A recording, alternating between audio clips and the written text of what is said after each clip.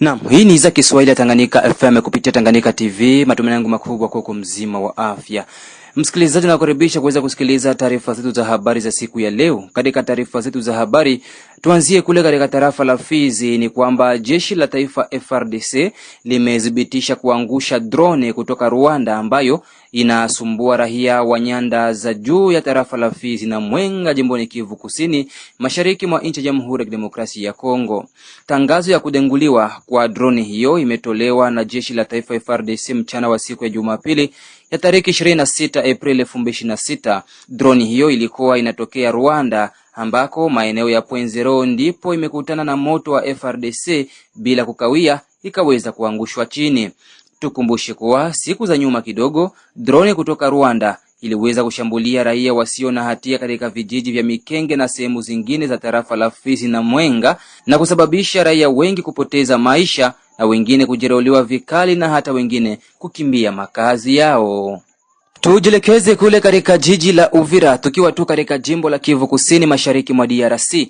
Meeting ya hadharani iliyokuwa inaandaliwa naye gavana wa jimbo la Kivu Kusini Jean-Jacques Purusi ili kutoa mwangaza kwa wananchi haikufanyika mara tena kwa sababu ambazo bado kujulikana na mpaka tena siku nyingi.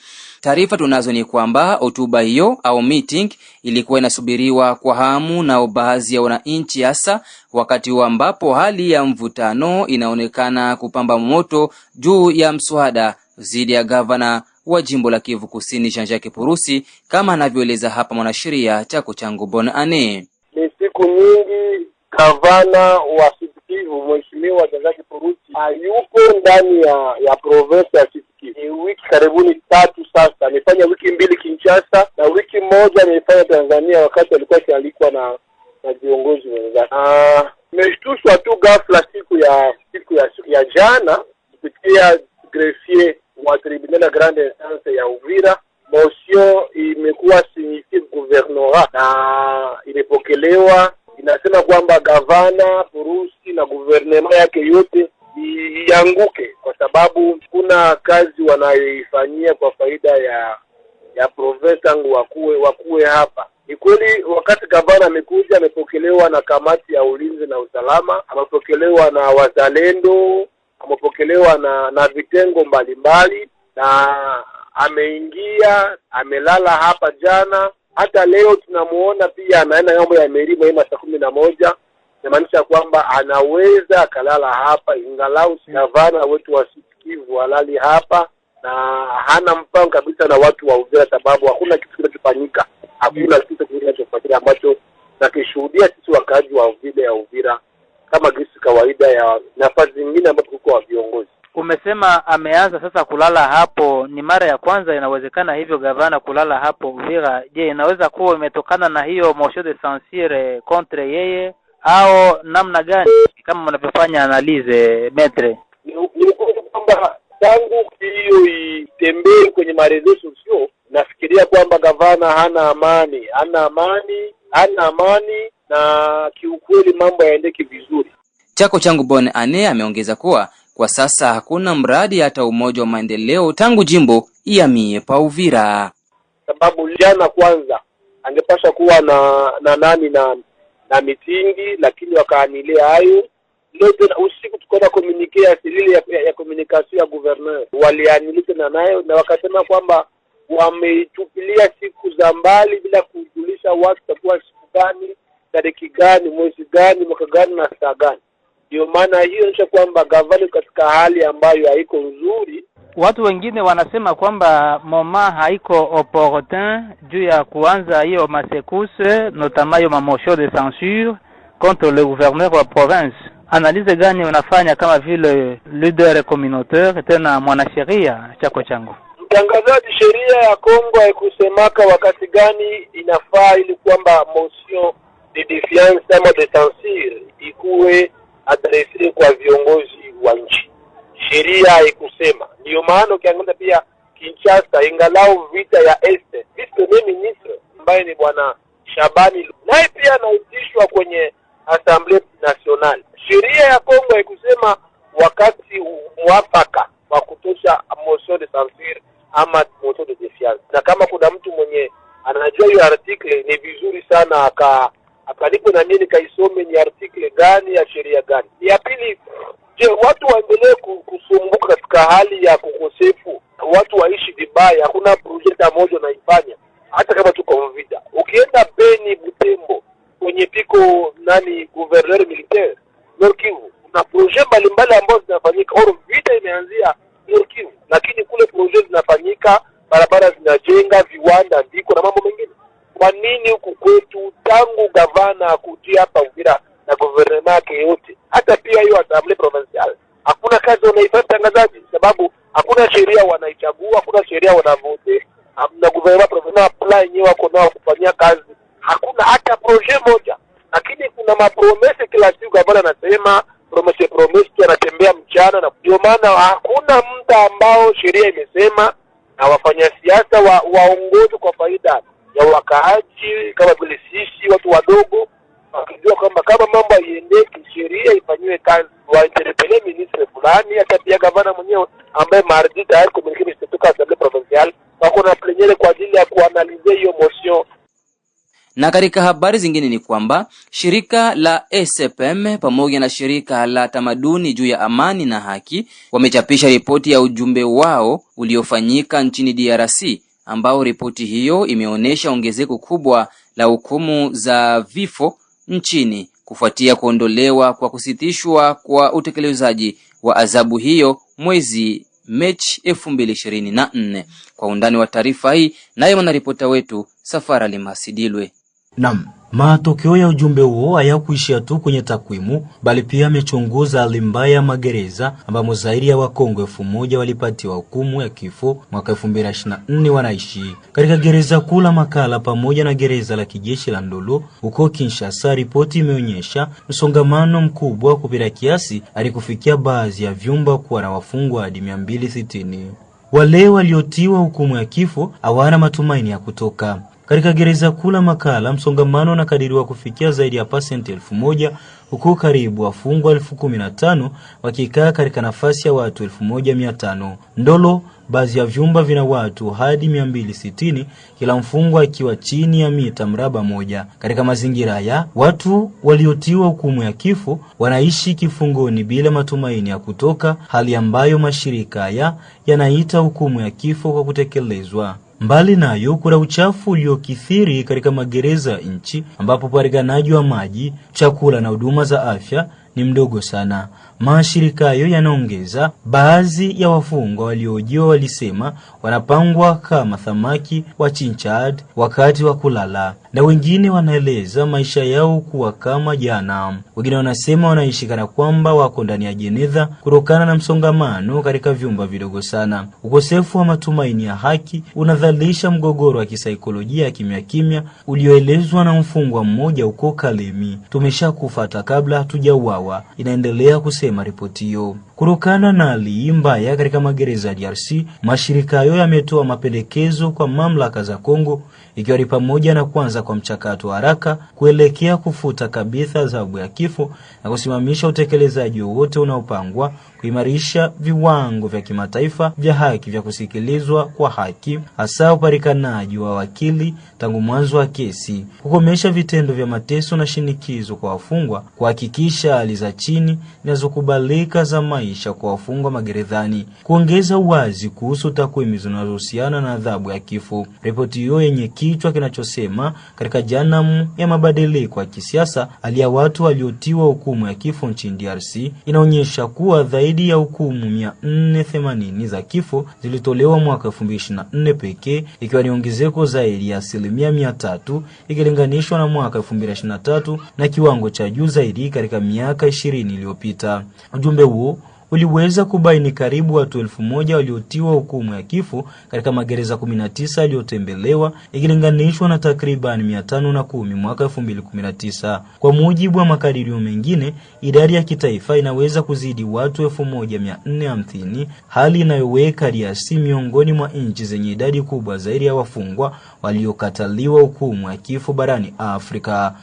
Tujielekeze sasa katika mji wa Baraka. Ni kwamba mashirika ya uchukuzi wa watu na mizigo mjini Baraka yamemwandikia meya kwa muda wa mji huu wa Baraka kibarua cha kumuomba ondoe kamba iliyowekwa na kitengo cha Transcom, ambako mashirika hayo yanadai kwamba pesa inayotozwa kwenye kamba hiyo haijulikani kisheria na inaenda mifukoni mwa watu. Kwake Shabani Rashidi Denise, supervisor wa shirika la Asnamoke mjini Baraka, ameanza kutoa sababu kubwa iliyopelekea wao kuandika kibarua hicho, huku akisema wametoa siku 7 pekee ili kamba hiyo iweze kutolewa tayari, la sivyo hatua za kisheria zitafanyika. Tulikuwa tuko mwezi wa 11 katika hii hali ya misuko ya vita. Tukashtuka tu wanambia wanakuja tuambia viongozi pale Lukoke, tumeshtuka tunaona kuko kamba pale. Ni kama wasema gani ya Transcom. Fika pale kutana kweli bako na sumbua transporter, bafika wanaambia wewe montari lipa 1000 francs, bajajiste lipa 3000, gari lipa 5000. Tukafanya ore nyumba 2 3 4 tuko naambia no, toeni kamba yenu iko mu illegalite, tu ampashi créer kamba mwa mko service assiette, mnapasha kala ndio mu bureau beba na usika na kufanya controle au niveau ya monde na kwa ni PCR kwa fa controle, mnapasha collaborer nabo ni yebo ndio mnapasha fanya controle, kisha bakiona mwenyeko votive banamtia ku note kisha banamtuma aende uza document kwenye muko na après pale binafikia mwele cadre ville. Misa mwa mnakia créer kamba, mna créer kamba msubasma gani? Bakatombe no tuko serikali tunafanya vyetu, unaona tuna ma recette takia tilio mu illegalite. Alors mko nalipisha vita na taxe gani watombia tuko na contrôler tu na perception. Taxe gani wanasema akutonesha taxe bako namba tu franga wanatia mfuko. Ndio hapo tulifika kama administration kisi nasema tukabidi tuandike barua rappel ya dénonciation yetu tufanye jua tracasserie ya bureau ya Transcom mvile Baraka. Sisi tunahitaji ile kamba waitoe pale, waiondoe juu ni kamba inatiliwa kwa masiara. Mtu amka asubuhi tu anaenda create kamba anatia pale taxe watu. Kama ikutoka hiyo kamba vraiment mudele ya 7 jours tutapase deja gisi ile anasema tutapase action citoyenne. Juu sisi hatuwezi fungia macho kama vile viongozi wa wachukuzi na tuone wachukuzi wako nahangaika. Upande wake Bwana John Nondo Gerastone, coordinator wa shirika la Sokomok, ameonesha dokumenti ambazo wanamemba wao wanapashwa kuhuza, huku pia akiomba kwa meya wa Baraka kuuliza kitengo hicho cha Transcom kama pesa hizo zinaenda wapi na nini inayoruhusu kufanya hivyo. Baada kuchunguza journal officiel kabisa enye nausu ile ya kusema ke frais de surveillance, hakuna taxe yoyote ile inaonyesha frais de surveillance ku Transcom 1000 francs. Sauf que tunajua kulingana na ile journal officiel yenye inatumika na Transcom inaonesha dokima zenye shie kome bandeshaji ya pikipiki na magari yenye tunapasha kuwa nayo.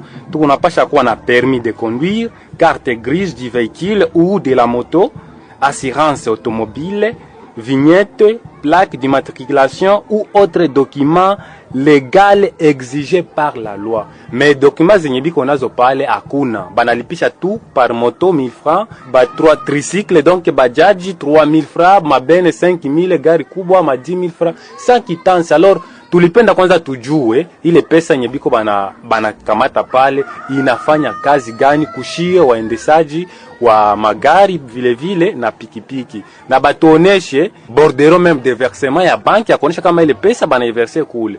Tofauti na ile tutajirevolte. Apare sa kenye kinatukwaza shie ni kulipisha bitu benye biko ilegale, maana wakati tunabambia bahache banakatala. Tofauti na ile tunawapatia délai ya 7 jours kama bakutoa. Donc tutajirevolte shie peke. Tunaomba tafadhali kwa meya wetu wa jiji aweze kuita chef de bureau wa Transcom, 1. à justifier la base légale de cette taxation, 2. à présenter les documents officiels autorisant cette perception illégale, 3. à expliquer la destination des fonds perçus auprès des transporteurs.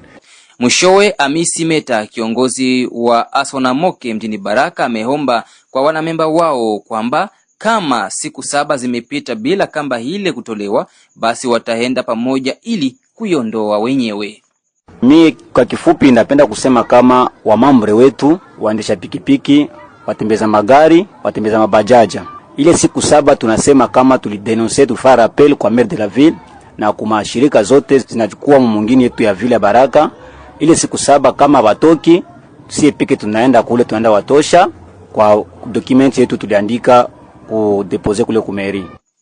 Tumalizie tu katika mji wa Baraka ni kwamba tabia ya kuibua vurugu yenye kuendeshwa na vijana misibani imeonekana kushamiri sehemu mbalimbali mjini Baraka. Malida wa eneo la Baraka walahani vikali vitendo hivyo vinavyofanywa na baadhi ya vijana wa mitaa pamoja na wanafunzi wanaosoma vyuo vikuu. Tumezungumza naye Orfe Yamune Akamengele, lida wa kijamii mjini Baraka.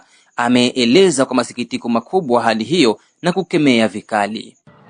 Tunakuwa na sikitiko mkubwa sana kungambo ya jeunesse ya vile ya Baraka, wakati ya misiba wako na manifeste comportement moya enye aieleweki. Unakutana kwamba wakati mtu ajazikwa vijana wanatia fuyo, hasa ikikuwa ni kijana ambaye alikuwa msomi katika chuo kikuu fulani, ama akiwa kijana msomi katika institut secondaire fulani. Hapo sasa njoo inakuwa vita. Yaani wale wasomi na wasiosoma katika quartier, kwa sababu yule ambaye anakufa ama anafariki ni mtu wa quartier. Sasa wasomi hawataki mtu wa quartier aguse hata jeneza ya mtu ambaye alifariki. Vile vile unakutana kwamba panakuwa nyimbo ambazo zinaimbiwa pale kwenye vilio ambazo hazipatani na mila na desturi yetu sisi wa Kongomani. Morale na sociale kwetu sisi wa Kongomani inasema kwamba il faut tu respecter les morts. Sasa wa vijana wengi hawajui heshima kwa wafu. Hizo hali tuko na zikemea kwa sababu zinaenda hata kinyume na mila yetu sisi Wabembe, Wazoba, wa Masanze, Wafuliru, Washi. Haikuwa mila zetu.